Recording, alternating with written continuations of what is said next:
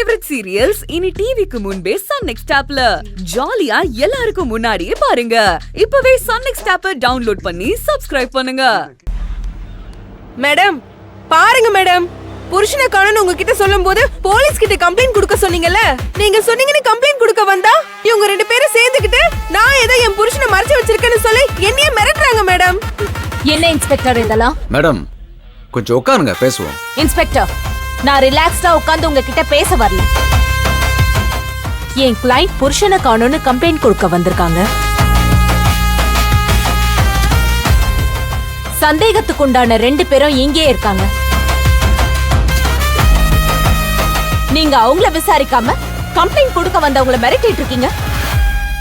பாதிக்கப்பட்டு வரவங்க கிட்ட நீங்க இப்படிதான் ட்ரீட் பண்ணுவீங்களா? மேடம், இவங்க ஹஸ்பண்ட் ரகு மேல முதல்ல கம்ப்ளைண்ட் கொடுக்க வந்ததே இவங்க 2 பேரும் தான். இவங்க புருஷனால இந்த பொண்ணு பெருசா பாதிக்கப்பட்டிருக்கான். அதுக்கான வீடியோ ஆதாரமும் இருக்கு. இன்ஸ்பெக்டர், ஒருத்தவங்க முதல்ல வந்து கம்ப்ளைண்ட் கொடுத்ததால அவங்க நல்லவங்க, ரெண்டாவதா வந்து கம்ப்ளைண்ட் கொடுத்தவங்க கெட்டவங்களா? சட்டத்துல அப்படியெல்லாம் எதுவும் ட்ரீட் பண்ணணும்னு சொல்லலையே. என் கிளையண்டோட ஹஸ்பண்டை இவங்க ஏதோ பண்ணிட்டு அவங்கள காப்பாத்திக்க முதல்ல கம்ப்ளைண்ட் கொடுக்க வந்திருக்காங்க. சோ நீங்க எங்க கம்ப்ளைண்ட் தான் முதல்ல எடுக்கணும், இவங்களை விசாரிக்கணும். உடனே அதை பண்ணுங்க. மேடம், ஒரே ஆளை கண்டுபிடிக்க சொல்லி 2 கம்ப்ளைண்ட் வந்தா எப்படி மேடம் 2த்தையும் எடுத்துக்க முடியும்?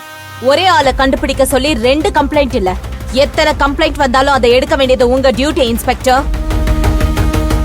இவங்க ரகுவை கண்டுபிடிச்சு கொடுங்கன்னு உங்ககிட்ட வந்து கேக்குறதும், ஏன் கிளையண்ட் அவங்க புருஷனை காப்பாத்தி கொடுங்கன்னு உங்ககிட்ட கேக்குறதும் ஒண்ணு இல்ல இன்ஸ்பெக்டர். 2ம் வேற வேற கோணத்துல இருக்கு. 2 கம்ப்ளைண்ட்டையும் நீங்க எடுத்துதான் ஆகணும். சாரி மேடம், என்னால உடனே அப்படி ஒரு முடிவுக்கு வர முடியாது. நான் என் ஹையர் அபிஷியல்கிட்ட பேசிட்டு தான் முடிவெடுக்க முடியும். ஹையர் அபிஷியல் கிட்ட பேசணுமா? யார்கிட்ட பேசணும்? ஏசி கிட்ட பேசணுமா, டிசி கிட்ட பேசணுமா, இல்ல கமிஷனர் கிட்ட பேசணுமா? கமிஷனர் கிட்ட பேசுமா? இருங்க பேசுறேன். மேடம் மேடம் கொஞ்சம் இருங்க. இப்ப நான் என்ன பண்ணணும்ங்கறீங்க? ரொம்ப சிம்பிள். என் கிளையண்டோட கம்ப்ளைண்ட்டை எடுங்க. அதே மாதிரி அவங்க சைடுல என்ன கம்ப்ளைண்ட் கொடுக்கறாங்களோ அதையும் எடுங்க. எங்களுக்கு தேவை ரகு எங்க இருந்தாலும் எங்க முன்னாடி வந்தாகணும். அது அவங்க கம்ப்ளைண்ட்டை நீங்க பிரைமரியா வச்சு கண்டுபிடிச்சாலும் சரி, என் கிளையண்டோட கம்ப்ளைண்ட்டை பிரைமரியா வச்சு கண்டுபிடிச்சாலும் சரி, ரகுவை சீக்கிரமா கண்டுபிடிக்கணும். That's all. ஓகே மேடம், 2 பேர் கம்ப்ளைண்ட்டை எடுத்துக்கிறேன்.